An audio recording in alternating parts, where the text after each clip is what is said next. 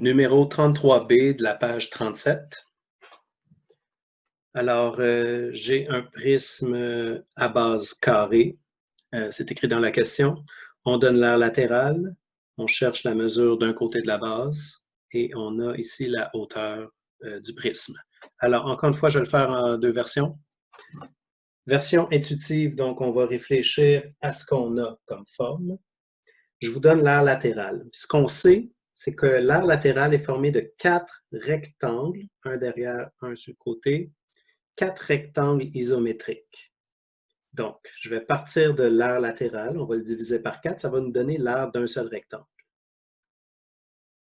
Alors, l'aire d'un seul rectangle va être égal à l'aire latérale que je divise en 4 parce que c'est formé de 4 rectangles. L'aire latérale, c'est 364. Alors, l'aire d'un rectangle, c'est 91 cm². Un seul rectangle. Donc, on pourrait dire que c'est ce rectangle-là. Maintenant, dans mon rectangle, j'ai la base qui est une inconnue et j'ai la hauteur qui est 14. Alors, on va utiliser la formule de l'aire d'un rectangle. Base fois hauteur. La base, je ne la connais pas, on va l'appeler B. La hauteur, c'est 14. Et l'aire du rectangle, on vient de la trouver, c'est 91. Alors, tout ce qu'il me reste à faire, c'est de diviser par 14 des deux côtés.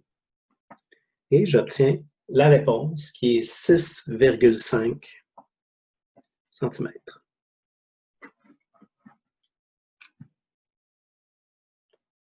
Deuxième version. J'ai l'aire latérale, alors j'écris tout de suite la formule pour l'aire latérale d'un prisme. C'est le périmètre de la base fois la hauteur.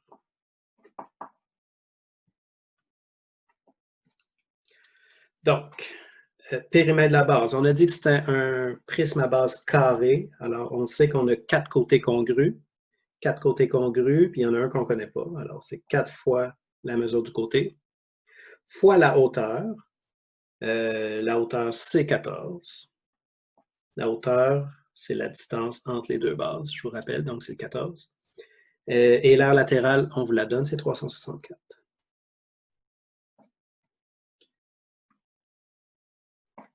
Alors, on va simplifier un petit peu. Le 4 avec le 14, je peux les multiplier ensemble à cause de la commutativité de la multiplication.